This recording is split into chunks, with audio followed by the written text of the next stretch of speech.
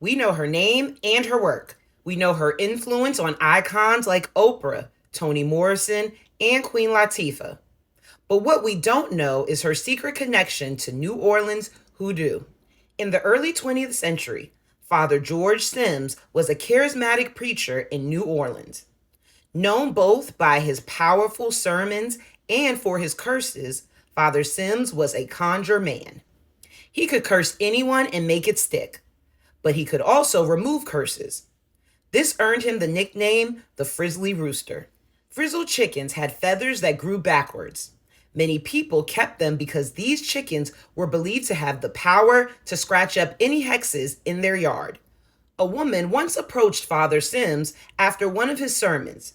He eventually became her spiritual mentor. For weeks, he had her perform rituals and other tasks, telling her to have faith. Once she was initiated, Father Sims taught her hoodoo's deeper meanings. He gave her a new name, the Boss of Candles, but we've always known her by her birth name. Anthropologist Zora Neale Hurston was one of Father Sims' most famous students.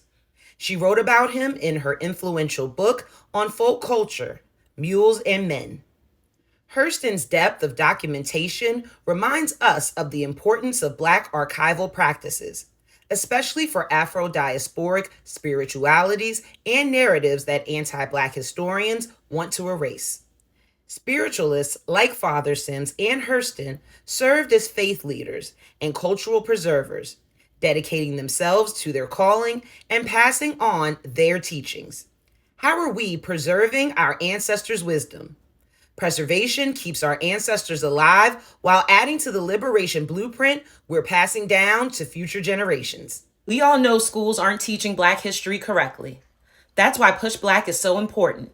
Will you support truthful, accurate, empowering Black history content with a donation? Click the link in our bio to donate now.